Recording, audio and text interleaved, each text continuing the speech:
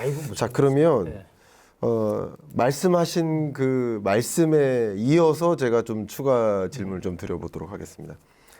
그러면 이제 일단은 정리를 잠깐 해보면 물가가 아직 안 잡혔다라는 네. 것이고 물가 목표치에 해당하는 2% 목표 수준에는 훨씬 못 미친다라는 것이고 그렇기 때문에 결론은 금리 인하가 성급했다. 물가 안정이라는 목표 수준에 도달하지 않은 상태에서 연준은 금리 인하할 시점은 아닌데 좀 성급하게 금리 인하한 것이다 라는 판단이신 것 같습니다. 맞습니까? 이 부분 맞습니까? 아니요. 지금 그러니까 빅카시라는 0.50%포인트의 금리 인하는 성급했다. 아, B컷은 성급했다. 예. 네. 그런데 금리 인하는 네. 한 번쯤 조정을 해줄 필요도 있었다고 봅니다. 금리 인하는 괜찮지만 B컷은 성급했다. 예. 물가는 목표 수준만큼 2% 이하로 안 갔지만은 네. 그러나 고용 사정이 일부 지표가 네. 좀 들쑥날쑥했습니다만은 이를테면 8월달 고용 보고서에 보면 신규 고용이 10만 명 정도로 뚝 떨어졌습니다. 네. 보통 한 30만 명 정도가 평상시에 신규 고용 증가가 정상이라고 보는데 이게 갑자기 10만 명으로 뚝 떨어지니까 샤의 법칙이라는 얘기가 있어요. 네네. 잘 아시지 않습니까? 김광석 소장님 잘 설명을 해주시는데 이게 사실 이 샤의 법칙도요. 사실 경제학자들이 인정하지 않는 그냥 샤이란 한 사람의 개인 의견입니다. 근데 이게 굉장히 중요한 게 왜냐하면요. 경기가 올라갈 때하고 내려갈 때하고 나타나는 패턴이 좀 달라요. 우리가 산에 올라갈 때 많은 사람들이 등산하다가 죽은 사람들을 보면 좀 등산 사망을 얘기해서 좀 안 됐습니다만은 올라가다가 죽은 사람 별로 없어요. 근데 올라가기가 더 힘들거든요. 근데 올라갈 때는 힘은 들지만은 낑낑낑낑 올라가고 조금씩 전진을 합니다. 근데 대부분 산에서 죽는 사람들은 내려올 때 헛뒤집으면 낙상사고. 특히 눈길이 그 높은 산은 눈이 많지 않습니까? 왜 이 말씀을 드리냐면요.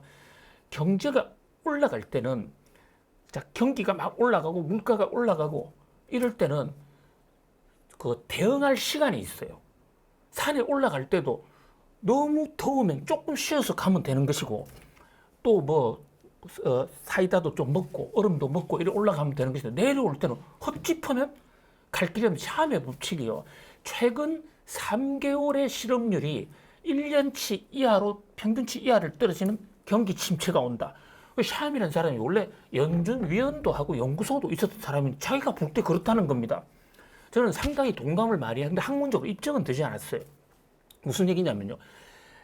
미국은 우리하고 좀 더 달라요. 미국은 사람을 자르는 게 굉장히 쉽습니다. 미국 사업하기는 오나 입장에 사업하기 좋아요. 아침에 소장님이 이렇게 좀 기분이 안 좋아요. 근데 앞에 얼쩡얼쩡 직원들 너 내일부터 그만둬. 이러면 그냥 그만둬야 되는 겁니다. 노동법이요? 노동법에서 보장하고 있습니다. 그것을 좋은 말로 노동시장이 굉장히 유연하다. 이런데 경기가 조금 나빠지면요. 기업이 살기 위해서 첫 번째 하는 방법이 구조조정.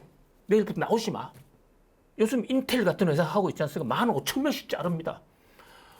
그러면 한꺼번에 잘리면 그 사람들이 소비도 적게 하게 되고 그러니까 한 번 고용 침체가 오면 본물 터지듯이 한꺼번에 올 수가 있기 때문에 제롬 파월 연준 의장도 그런 사태를 예견해서 실업률이 신규 고용이 10만으로 떨어졌어? 정확한 12만으로 떨어졌는데 12만 떨어지면 요거 참의 법칙대로 갑자기 이렇게 너도 나도 사람을 줄이게 되면 가뜩이나 경제 체질이 조금 변환기에 있는데 고용 쇼크가 한꺼번에 닥칠 수 있다. 그런 면에서 신호를 한번 줄 필요도 있고 또 선거를 앞두고 정치적인 행동도 있었고 근데 선거를 앞두고도 안 할 정도가 되면 시장에서는 또 다른 해석을 해요. 야, 그런 대로 물가가 높냐? 물가 굉장히 심각하네. 이런 오해도 여기에 오해를 할 수도 있는 거죠. 그런 여러 가지 각도에서 금리를 한 번 정도는 내리리라고 예상을 했었어요. 네. 그런데 그것을 빅컷을 해버렸지 않습니까? 그런데 연준 의원들 간에 상당한 논란이 있었던 게 뒤에 연준 의사록에서 이제 밝혀진 거 아닙니까? 네. 마치 그때 9월 달에 연준이 금리 인하를 단행할 때는 이견이 별로 없었던 것처럼 12명 중에서 11대 1이라는 표로, 그러니까 11명은 금리 인하 찬성 빅컷을, 보험은 한 명이 이제 나중에 반대를 했던데요. 그것만 발표를 했어요. 그런데 3주 후에 나온 그 연준의 자세한 의사록에 보니까 거기서 투표권은 12명이 갖고 있지만 18명, 19명이 들어가거든요. 정확히 19명. 19명이 난상 토론했고 많은 사람들이 반대를 했어요. 빅컷까지 할 필요 없다. 빅컷은 너무 성급하다. 이런 얘기도 많았다. 그런 면에서 제롬 파월 연준 의장은 뭐 원래 경제학자도 아니고 좀 정치적인 인물이에요. 그런데 이번에 매우 바이든과 해리스에게 정말 충성스러운 한 방을 보쌈을 해서 갖다 안겼다. 정치적인 결정이었다. 그거로 끝이 나면 대충 오케이. 네. 그런데 자, 경제학에 유명한 얘기 있지 않습니까? 공짜 정심은 없다. 공짜로 먹은 거는요, 반드시 어떤 식 대가가 눈에 안 보여도 돌아옵니다. 그것이 저는 좀 걱정이 되는 것이죠. 네. 그러면 지금까지 말씀을 요약해 보면 지난 9월에 미국 빅컷 금리 결정은 성급했었던 것이고, 예. 베이비 컷이었으면 좀 이해가 간다라는 그렇습니다. 말씀이시고, 그리고 어쨌든 그 결정은 정치적 결정이었다라는 판단까지 해주셨습니다. 그러면 앞에 말씀해 주셨던 것까지 좀 연결시켜서 좀 해석을 해보면 저는 그런 생각도 해봅니다. 그러니까 정치적 결정이었다라고 전제를 깔고 말씀드려 보겠습니다. 어쨌든 파월이든 FOMC 위원 점도표 찍고 있는 그 12명이 다 같이 정치적인 판단으로 어쨌든 금리 인하에 빅컷에 동참한 위원들이 정치적으로 금리 인하를 동의했다라고 가정했을 때, 정치적으로만 판단했을 때, 그들이 어떻게 보면 바이든 편이라고 했을 때, 그러면 11월 5일 대선이 치러지고 그 대선 결과가 이루어진 이후 11월 한국 날짜 기준으로는 8일입니다. 그죠? 금요일자에 결과가 나옵니다. 그러니까 11월 7일 FOMC 회의가 결과가 나오고 한국 날짜로는 11월 8일 새벽에 회의 결과가 우리 손에 나오죠. 새벽 4시입니다. 저는 항상 4시에 즉시 분석합니다. 물론 소장님은 SBS 비즈에서 역시 FOMC 즉시 분석해드리고 있지 않습니까? 아유, 새벽 몇 시에 하십니까, 소장님? 실시간으로 하는 것은 이제 저희들은 먼저 새벽에 나와서 준비를 하지만은 예. 실시간으로 가장 따끈따끈하게 전해주시는 분은 한국에서 김광석 소장님이 대표적이죠. 예, 우리는 이제 그 시간에 방송이 시작되지 않기 때문에 그 시간에 준비했다가 예. 이제 터트리는데 예. 속보 면에서는 김광석 소장님을 따라가기 어렵죠. 저는 그냥 그러니까 이제 썸머타임 적용되고 안 되고에 따라서 시간이 다르지만 10월까지는 3시고요. 그리고 11월부터는 4시입니다. 예, 새벽 4시. 그리고 제롬 파월 연준 의장 연설은 4시 반이에요. 그러니까 한국 시간 기준으로. 맞습니다. 예. 그런데 그럼 이제 4시면 저는 이제 3시 50분까지 잡니다. 예. 3시 50분에 알람을 맞춰 놓고 예. 일어납니다. 3시 50분에. 정확하네. 제가요, 예. 워싱턴 특파원을 한 4년 정도 네, 했었는데요. 네. 이제 그 국내 언론사 중에 뭐 한 20개 언론사가 워싱턴 특파원을 두고 있는데 그 워싱턴 특파원이 제가 있을 때 단 한 명도 빠짐이 없이 저만 경제부 출신이고 나머지는 다 정치부 출신이었어요. 네. 예를 들면 지금 대통령 비서실장 하고 계시는 정진석 실장이 당시에 한국일보 워싱턴 특파원이었고 삼성그룹의 사장님 뭐그저로 PR 문제를 오래 하던 이인용 사장은 MBC의 당시에 그 특파원이었고 근데 이런 분들이 제가 그 FOMC 회의 때마다 미국에서는 FOMC가 이제 아침부터 시작해가지고 발표를 정오나 이렇게 이제 1시 정도에 하게 되거든요. 근데 워싱턴 특파원들이 있는 프레스 센터에서 거기까지 거리가 뭐 걸어서 갑니다. 얼마 안 돼요. 근데 거기 가서 있으면 다른 저 특파원 선배들이 50대에 놀러 왔냐 이래요. 저보고. 왜요? 왜냐면 그 시간에 북한 핵 문제도 있고 백악관에서 눈 브리핑을 하고 있는데 국무부 브리핑이나 백악관 브리핑 빼고 저 어디 FOMC가 뭐 하는 데야? 그런데 왜 가 있어? 너 주식 투자하냐? 아 이러고 있어요. 네. 근데 아무리 설명을 해도 FOMC라고 그러면 뭐 총이름이라고 생각을 해요. 총이름. 그게 몇 년도입니까, 실례지만? 그게 제가 이제 클린턴 대통령 즉 제가 그때 특파원을 하고 있을 때에 지금 저 제닛 옐런 재무장관이 백악관 경제위원장을 했어요. 그다음에 그 재무장관이 지금 저 하버드 대학 총장 하던 누구죠? 좀 자주 나오는 갑자기 이름 생각나는 민주당 정부에서 이런 양반들이었는데 저는 이제 정확히 그 당시에는 유튜브가 없어서 그 시간에 취재해봤자 바로 보도할 수 없어요. 그런데 그걸 정확하게 그 한국의 엄청난 외화를 들어가면서 워싱턴에 나와 있는데 다 메모하고 그래서 질문도 하고 이랬거든요. 그런데 그게 그렇게 이제 아주 처참한 대접을 받았어요. 놀러 다니느냐? 백악관에 안 들어왔대? 뭐 이러는 대통령하고 브리핑보다 사실 더 중요하잖아요. 그 시간은. 네, 그럼요. 그래서 그거 이제 왔어야 김광석 소장님이 이제 그 중요성을 알려줘서 저는 항상 그걸 보면서 감사하게 생각을 하고 있어요. 근데 이제 제가 최근에는 뭐 용산에도 잘 갈 수가 없어서 정진석 실장 만나면 정진석 실장도 그때 FOMC 가자고 그러니까 백악관 갔다고요. 네, 지금 아마 좀 이해를 이 방송을 본다면 좀 이해를 해 주실 수 있지 않느냐. 아, 네. 정치부 기자로서 유명한 정치부 기자였죠. 예. 이 방송 꼭 봐주시길 부탁드리고요. 자, 그러면 이어서 좀 질문 드리겠습니다. 그러면은 그런 관점에서 정치적 결정이었다라고 한다면, 자, 배경을 깐다면, 그러면 11월에 있을 FOMC 회의에서는 정치적 결정이지 않았음을 보이기 위해서라도 금리 인하를 해야 되지 않겠습니까? 그러니까 다른 걸 차치하고 정치적으로만 금리를 결정한다라고 가정한다면 그 대통령 선거를 앞에다 두고 비컷을 했다면 또 그리고서 이제 대통령 선거 끝나고 금리 인하를 안 하면 더 티나잖아요. 티를 내지 않기 위해서라도 이어서 금리 인하를 베이비컷이라도 해야 되는 거 아닙니까? 그러니까 제가 이런 질문을 한번 드려보고 싶습니다. 굉장히 예리한 지적이시고 사실은 이제 정치의 두 수를 내다보는 그런 분석인데. 아니면 한 가지만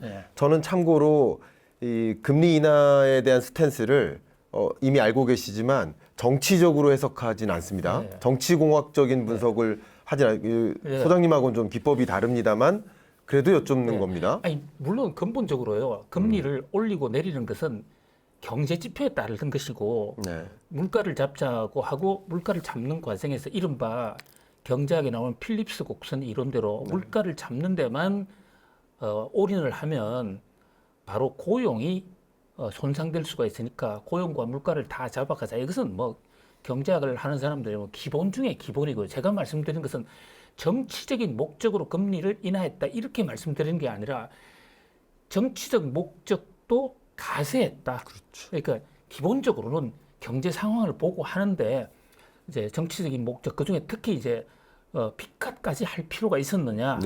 실제로 의사록에 보면 자 의사록에요. 12명이 투표를 하는데요. 12명 중에서 대통령이 임명하는 사람이 7명이에요.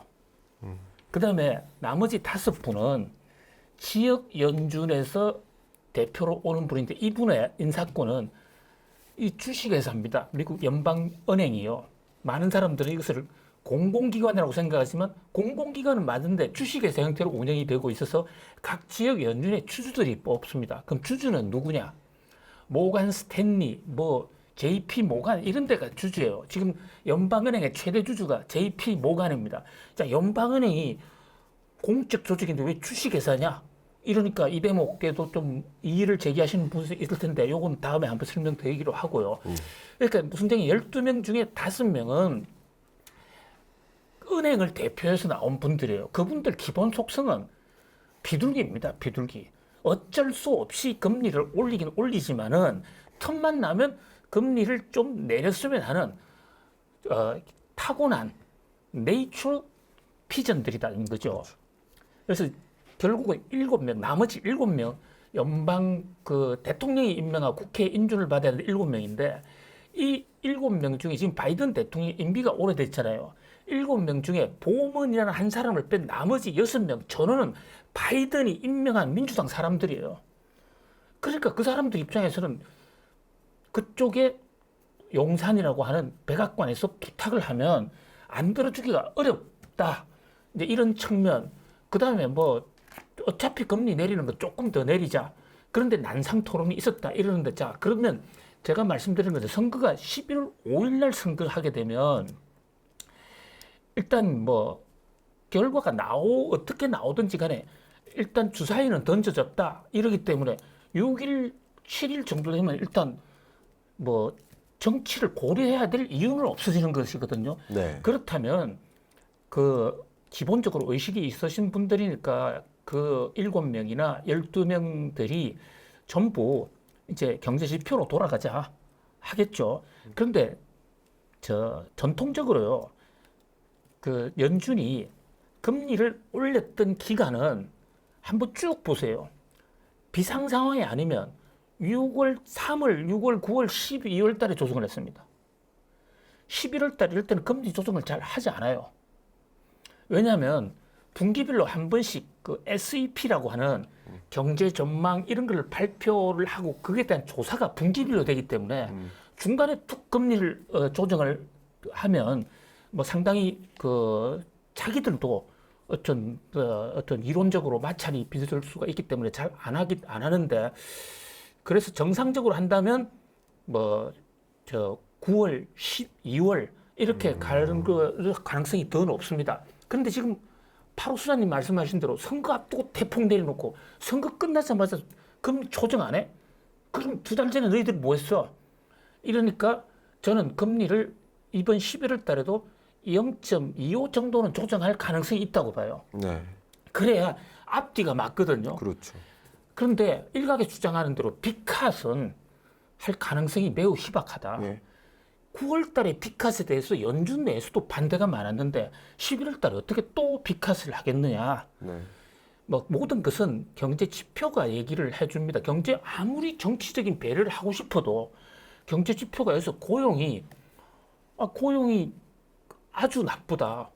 그러면 지금 바로 필립스 곡선 이론에서 또 샤함의 법칙까지 말씀 올렸는데 그 급격한 고용 침체를 막기 위해서 금리를 더 내려야죠.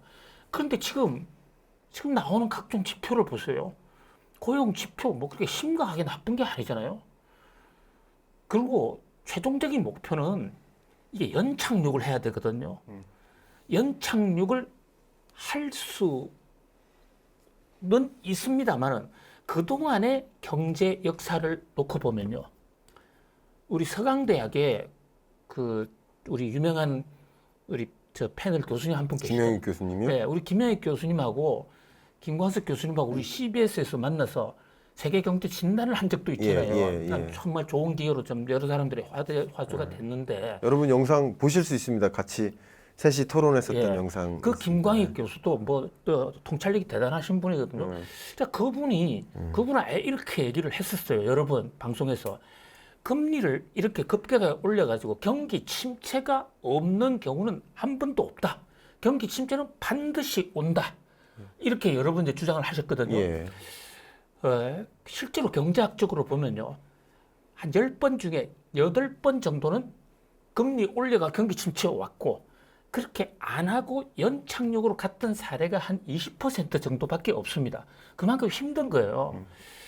그렇기 때문에 선제적으로 금리를 좀 뭐 어느 정도 조정할 필요는 있었다. 그래서 제가 9월달 금리 인하도 뭐 완전히 정치적이라고는 보지 않는데 빅컷은 정치적이었다. 그러나 11월 달에는 조금 거시경제 지표가 좀 나빠져도 고용이 좀 나빠져도 피컷은 못할 겁니다. 그리고 오히려 고용 지표가 만약에 뜨겁게 나타난다 하면 금리 동결할 가능성도 있어요. 그런데 지금 물가가요, 유가 때문에 유가를 너무나 인위적으로 많이 잡아놨기 때문에 국제 유가 때문에 그 유가가 반영돼 있는 CPI나 PC는 그렇게 높게 안 나올 거거든요. 그렇기 때문에 뭐 2%에서 3% 초반으로 나오지 않겠냐. 그렇다면 가장 현재로서는 경우의 수 생각이 가장 높은 것이 11월 달에 그래서 0.25%포인트 베이직 컷을 하지 않겠는가 이렇게 보여집니다. 그렇군요. 제가 지금까지 뭐 약 한 40여 분 동안 지금 시작된 미국의 피벗과 그리고 앞으로 있을 피벗을 한번 여쭤본 거예요. 그리고 저도 이제 매년 경제전망서를 발간하고 있고 또 25년 경제전망서의 제목을 이제 피벗의 시대라고 좋네요. 이름을 지었었고 그런 관점에서 제가 다음 여쭐 질문이 있는데 그 질문을 드리기에 앞서 짧은 질문으로만 한번 여쭤보겠습니다. 짧은 질문. 첫 번째는 일단 미국의 금리 인하 스탠스가 결국 중립금리로 봤을 때 어느 정도를 목표로 하고 있을 거라고 생각하시는지 짧게만 한번 여쭤보겠습니다. 중립금리가 계속 바뀌고 그 결정 현재로서. 요인 이런 것들 여러 가지 설명을 드렸는데 단순하게만 말씀을 드리면 중립금리가 과거보다 많이 올라갔어요. 네, 그래서 3% 대선 후반이라고 봅니다. 좋습니다. 중립금리. 그러면 5.5에서 시작해서 3% 후반을 향해 예를 들어 대략 한 3.5나 그 이상을 향해 그렇습니다. 점진적인 금리 인하를 할 것이다라고 그림 그리고 계십니다. 그렇습니다. 좋습니다. 그러면 그 기간은 25년 연내입니까? 26년까지로 상정하십니까? 뭐 그 또한 거시경제 지표가 어떻게 반영돼 오느냐에 따라 달렸지만 지금과 같은 속도의 거시경제 안정 속도가 진행이 된다고 그러면 이게 한 그러니까 2026년 상반기까지라고 저는 네. 지금 거기까지의 그림은 저랑 거의 유사하십니다. 예. 저도 그래서 피벗의 시대라고 했습니다. 완화의 시대는 아니에요. 그리고 긴축의 시대도 아니에요. 이제 완화의 시대를 향해 옮겨가는 피벗의 시대인 거죠. 맞습니다. 그래서 이름을 그렇게 중립금리로 가는 여정인 거죠. 그래서 피벗의 시대라고 정한 거고요.